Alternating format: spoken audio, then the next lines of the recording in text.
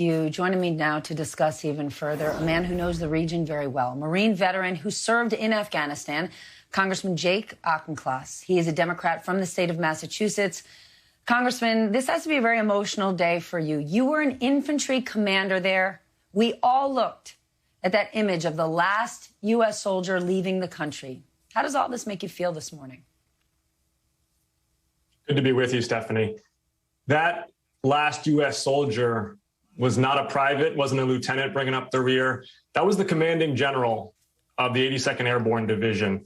He did a final police of the compound, ensured all soldiers and equipment was accounted for, and then was the last boots on the ground for the United States. Similarly, on a briefing yesterday with the White House, we heard that the U.S. ambassador to Afghanistan was the last foreign or civil service officer on the airplane, carrying the U.S. flag properly folded, pressed against his heart. And that personal accountability to the mission is what Joe Biden exemplified as well when he took office. In a war that was defined by commanders-in-chief passing the buck to their successors, the buck stopped with Joe Biden. He made the high-integrity call that he was going to hand Afghanistan over to the Afghans because the United States could not win this war, and we could not justify the sacrifice of U.S. service members any longer. It's not just about Biden from here, though. It's also about you. You don't just know what it's like to serve.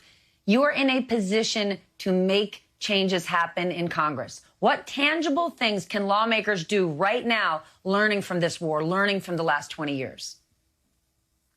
Congress needs to look backwards and forwards. We've got to do an investigation, bipartisan, of the entire scope of the war in Afghanistan, from invasion through withdrawal. We need to declassify the decision-making around national security so we can understand the sunk cost bias that put more time, more troops, more treasure behind a counterinsurgency that could not succeed. But we also need to look forward, and we need to revamp the War Powers Act to give Congress its constitutional responsibility back to rein in the commander-in-chief from making decisions about war, really untrammeled by congressional oversight. So we got to look backwards and forwards. And as a young veteran in Congress, I feel a special responsibility to ensure we don't blunder into more forever wars. You're a young veteran, but let's talk about even younger people. You've got a 3-week-old daughter. You have a young son. They're too little to understand anything about Afghanistan. But one of the sad truths is if you talk to young people today, teenagers this morning, and talk about this war being over, they might say, what war? Many don't even realize what happened in Afghanistan over the last 20 years. What do you want people to know, young people, about your time in the service and our country's time in Afghanistan? Two things, and it's a great point, Stephanie. One is a democracy should not be able to wage war on the periphery. In World War II, it was all hands on deck, on the domestic front and overseas. The United States invested itself in winning a war that was worth fighting. And it should be a marker to us that we can forget about a war halfway across the world for 2 decades.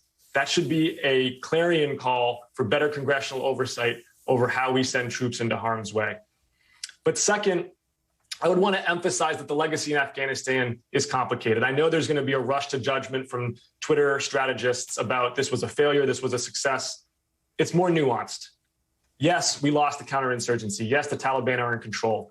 But 10 million kids are in school in Afghanistan right now, 4 million of whom are girls. The Taliban are taking over a country that has made substantial progress in the last 20 years, and there still is hope for advancement.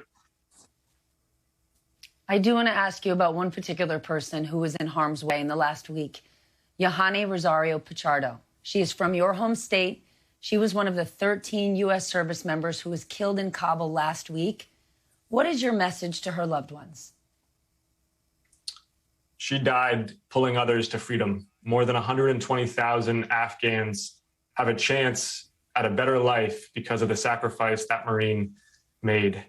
And this war in Afghanistan is going to end the way it began, bringing terrorists to justice. Those who architected this atrocity will be hunted down and they will be killed. Ooh, that is quite a message. Congressman, thank you.